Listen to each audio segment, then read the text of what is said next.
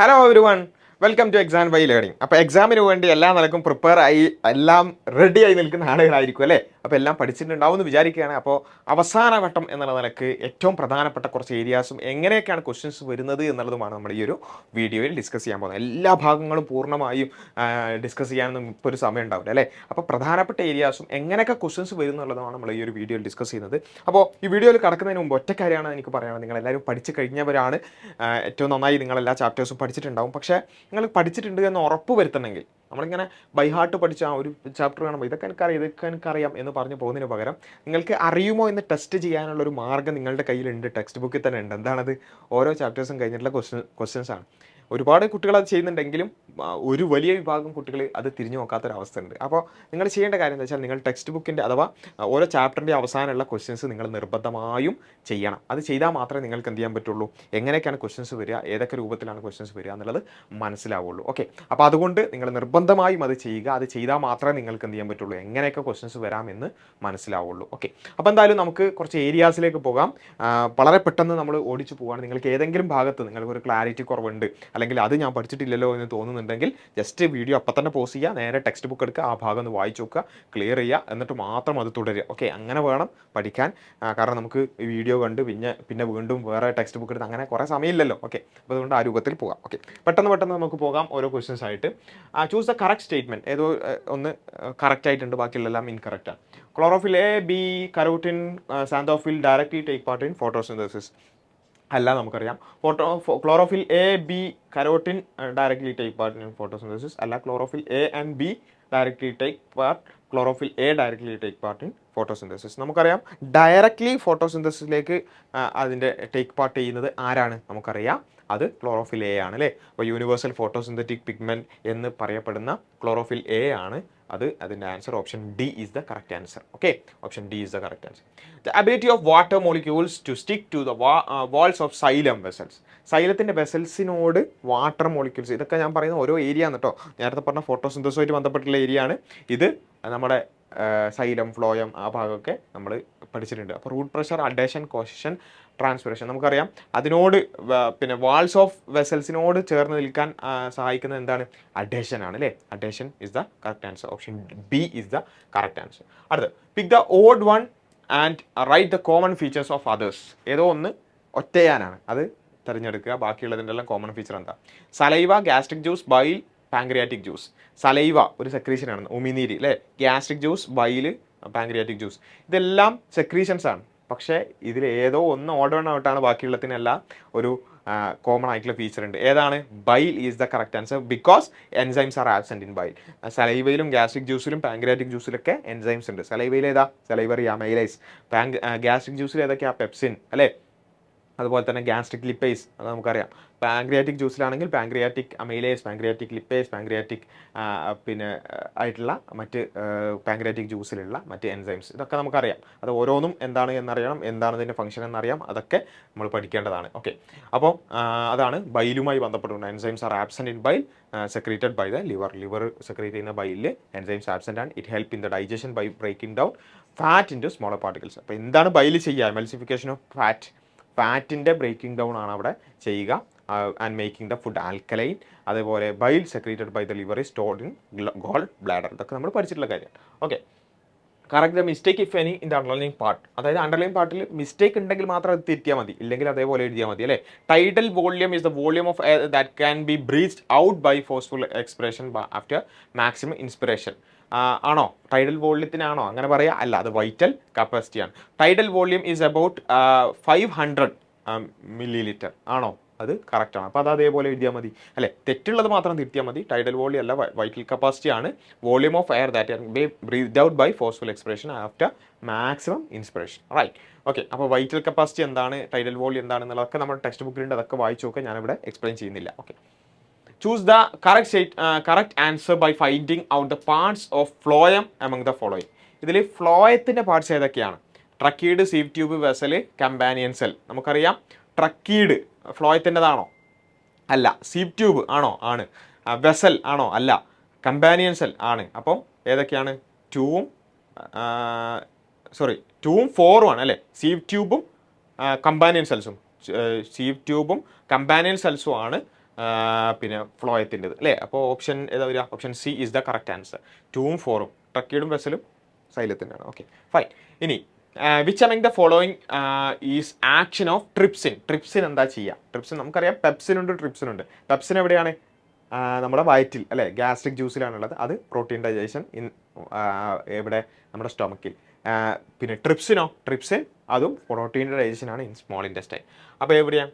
Protein into peptides peptones ഏതാണ് answer വരിക? നമുക്കറിയാം സ്മോൾ ഇൻറ്റസ്റ്റൈനിലാണ്. Option C protein into peptides is the correct answer. Small ഇൻറ്റസ്റ്റൈനിൽ trypsin എന്ത് ചെയ്യും? പ്രോട്ടീനെ പെപ്റ്റൈഡ്സ് ആയി കൺവേർട്ട് ചെയ്യും.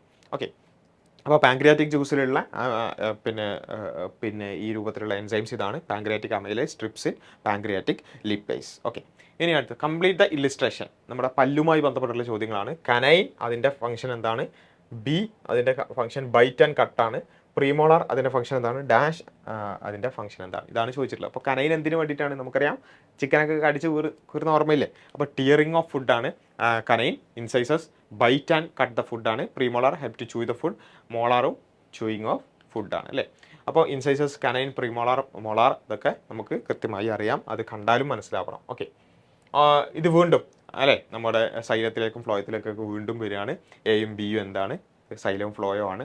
Xylem transports water and salt from the root to leaves. ഇതൊക്കെ നമുക്കറിയാം. അപ്പോൾ സൈലത്തിനെക്കുറിച്ചും ഫ്ലോയത്തിനെക്കുറിച്ചുള്ള ആ ടെക്സ്റ്റ് ബുക്കിലുള്ള ഭാഗം അത് അതേപോലെ കൊടുത്തതാണ്. അത് നിങ്ങൾ എന്ത് ചെയ്യുക? നിർബന്ധമായും അത് പഠിക്കുക. എന്തെങ്കിലും ഒരു കൺഫ്യൂഷൻ ഉണ്ടെന്നുണ്ടെങ്കിൽ അത് ക്ലിയർ ചെയ്ത് തന്നെ പോകും. Okay, analyse the process and answer the question. Glucose, pyruvic acid, lactic acid and alcohol plus carbon dioxide. What is a common term for this process? ഇത് എന്ത് പ്രോസസ്സാണ്? അതേപോലെ give one example for this process from daily life. അപ്പോൾ എന്താണ്? ഇത് fermentation ആണ്. Fermentation of milk to curd അല്ലേ, പാലിനെ തൈരാക്കുന്ന പ്രോസസ്സാണ് ഇതിൻ്റെ ഒരു കോമൺ ആയിട്ടുള്ള ഒരു എക്സാമ്പിൾ ആയിട്ട് നമുക്ക് എന്ത് ചെയ്യാൻ പറ്റുന്നത്? പറയാവുന്നത്. അപ്പോൾ ഇങ്ങനെ അതായത് ഗ്ലൂക്കോസിനെ പൈറുവിക് ആസിഡ് ആക്കുന്നു, ലാക്റ്റിക് ആസിഡും ആൽക്കഹോൾ പ്ലസ് കാർബൺ ഡൈ ഓക്സൈഡും പ്രൊഡ്യൂസ് ചെയ്യപ്പെടുന്നു എന്നുള്ളതാണ് അതിൽ സംഭവിക്കുന്നത്. അപ്പോൾ എന്താണ് lactic acid fermentation, alcohol fermentation ഇതൊക്കെ നമുക്കറിയാം.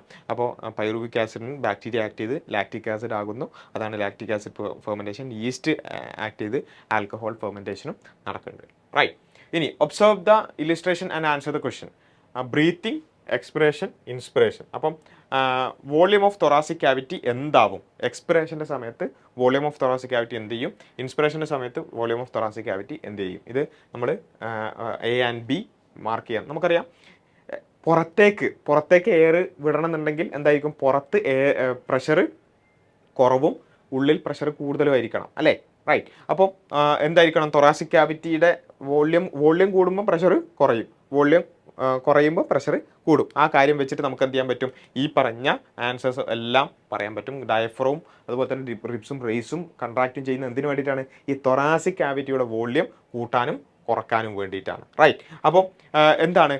തൊറാസിക് ക്യാവിറ്റിയുടെ വോള്യം ഇൻക്രീസ് ചെയ്യുമ്പോൾ pressure in the thoracic cavity become lower and atmospheric pressure പിന്നെ അറ്റ്മോസ്ഫിയർ പ്രഷറിനെക്കാട്ടി കുറവാകും, എയർ എന്ത് ചെയ്യും? എൻ്റർ ചെയ്യും. അപ്പം ഇൻസ്പിറേഷനിൽ എന്താ സംഭവിക്കുക? തൊറാസിക് ക്യാവിറ്റിയുടെ വോള്യം എന്ത് ചെയ്യണം? വോള്യം കൂടിയാൽ പ്രഷർ കുറയും, അപ്പോഴാണ് ഉള്ളിലേക്ക് എയർ വരിക. അപ്പം വോള്യം എന്ത് ചെയ്യണം? കൂടണം. റൈറ്റ്. ഇവിടെയോ വോള്യം കുറയണം. റൈറ്റ്. മനസ്സിലായോ? അതായത് തൊറാസിക് ക്യാവിറ്റിയുടെ വോള്യം കുറഞ്ഞാൽ എന്ത് ചെയ്യും? പ്രഷർ കൂടും. പ്രഷർ കൂടിയാൽ എയർ പുറത്തേക്ക് വരും. റൈറ്റ്. അപ്പം തൊറാസിക് ക്യാവിറ്റിയുടെ വോള്യം കുറയണം, പ്രഷർ കൂടണം, അപ്പോൾ എന്ത് ചെയ്യും? എയർ പുറത്തേക്ക് വരും. അതാണ് എക്സ്പിറേഷൻ. തൊറാസിക് ക്യാവിറ്റിയുടെ വോള്യം കൂടിയാൽ പ്രഷർ എന്ത് ചെയ്യും? കുറയും. അപ്പോൾ എന്ത് ചെയ്യും? എയർ ഉള്ളിലേക്ക് വരും. അതാണ് ഇൻസ്പിറേഷൻ. റൈറ്റ്. അപ്പോൾ അതേപോലെ അതിന് റിബ്സും അതുപോലെ തന്നെ ഡയഫ്രൊക്കെ എന്താ ചെയ്യുക? റിബ്സ് പുറത്തേക്ക് വന്നാൽ എന്ത് ചെയ്യും? തൊറാസിക് ക്യാവിറ്റിയുടെ വോള്യം കൂടൂലേ? ഇവിടെ നെഞ്ചും കൂടിൻ്റെ വോള്യം കൂടൂലേ? അതേപോലെ ഡയഫ്രം അത് കൺട്രാക്ട് ചെയ്താൽ താഴോട്ട് വരും, റിലാക്സ് ചെയ്താൽ മേലോട്ട് വരും. ഇങ്ങനെയാണ് ഡയഫ്രം. അത് കൺട്രാക്ട് ചെയ്താൽ ഇങ്ങനെയാവും അല്ലേ. അപ്പം കൺട്രാക്ട് ചെയ്താൽ വോള്യം കൂടും, റിലാക്സ് ചെയ്താൽ വോള്യം കുറയും. അപ്പോൾ ആ രൂപത്തിൽ നമുക്ക് ഈ ടെക്സ്റ്റ് ബുക്കിൻ്റെ ഈ ഭാഗത്ത് തന്നെ എല്ലാം ഉണ്ട്. ഈ ഫിഗറുമായി ബന്ധപ്പെട്ട ഈ കാര്യങ്ങളെല്ലാം എഴുതിയിട്ടുണ്ട്. കൺഫ്യൂഷൻ്റെ ആവശ്യമൊന്നുമില്ല. കൃത്യമായിട്ട് എന്ത് ചെയ്യുക? അത് മനസ്സിലാക്കി തന്നെ പോവുക. നമ്മളുടെ തന്നെ വീഡിയോകളിലൊക്കെ അത് ഡിസ്കസ് ചെയ്തിട്ടുണ്ട് മുമ്പേ തന്നെ. Okay. A person is suffering from non functioning of both kidneys. രണ്ട് കിഡ്നികളുടെയും non functioning. What is the disease? What is the permanent remedy എന്നാണ് ചോദിച്ചിട്ടുള്ളത്. എന്താണ്? യുറീമിയ, ആണ് സംഭവം അല്ലേ, പ്രശ്നം അതാണ്. കിഡ്നി ട്രാൻസ്പ്ലാന്റേഷൻ ആയിരിക്കും ഒരു പെർമനൻ്റ് ആയിട്ടുള്ള റെമഡി എന്ന് പറയുന്നത്. Kidney diseases, nephritis, kidney stone, uraemia പോലുള്ള കിഡ്നി ഡിസീസസ്, അതിൻ്റെ റീസൺ, സിംറ്റംസ്, ഇതൊക്കെ സിംറ്റംസ് വെച്ചിട്ടൊക്കെ ചോദ്യം വരാം. ഓക്കെ, അപ്പോൾ അതൊക്കെ നിങ്ങൾ എന്ത് ചെയ്യണം, നിർബന്ധമായും മനസ്സിലാക്കണം. കിഡ്നി ട്രാൻസ്പ്ലാന്റേഷൻ എന്താണ് അത് പഠിക്കണം. അതുപോലെ തന്നെ blood pressure is denoted as 120/80 millimeter of mercury. Analyse this data and draw inference. എന്താണ് 120/80 എന്ന് പറഞ്ഞാൽ എന്താണ്? സിസ്റ്റോളിക് പ്രഷർ 120യും അതുപോലെ തന്നെ ഡയസ്റ്റോളിക് പ്രഷർ 80യുമാണ്. അതേപോലെ അത് എഴുതുന്നത് ടു പ്രഷേഴ്സ് ആയിട്ടാണ് ഒരാളുടെ ഇൻഡിവിജ്വലിൻ്റെ ബ്ലഡ് പ്രഷർ എഴുതുക എന്നുള്ളതൊക്കെ ഈ പറഞ്ഞ കാര്യങ്ങളൊക്കെ നിങ്ങൾക്ക് എന്ത് ചെയ്യാൻ പറ്റും, അതിൻ്റെ ഇൻഫറൻസായി എഴുതാൻ പറ്റും. Analyse a flow chart of the following question. പിന്നെ capillaries dash, capillaries in liver, capillaries in intestine, liver dash, vena cava, heart.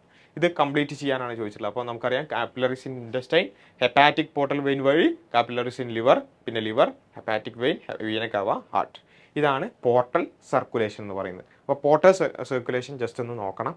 അതിൻ്റെ ആ ഒരു ഫ്ലോ ചാർട്ട് നമ്മൾ കൃത്യമായിട്ട് മനസ്സിലാക്കിയാൽ തന്നെ പിന്നെ ബാക്കി എല്ലാം എഴുതാൻ പറ്റും. അത്രേ ഉള്ളൂ, വളരെ സിമ്പിളാണ്.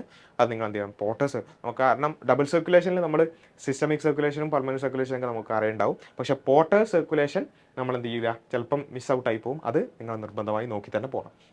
പിന്നെ ലിവർ എന്താണ് ചെയ്യുന്നത്, അതേപോലെ ക്രബ് സൈക്കിൾ, പിന്നെ ആ കാര്യങ്ങളൊക്കെ നിങ്ങൾ നിർബന്ധമായിട്ട് എന്തെങ്കിലും നോക്കണമെന്നുണ്ട്.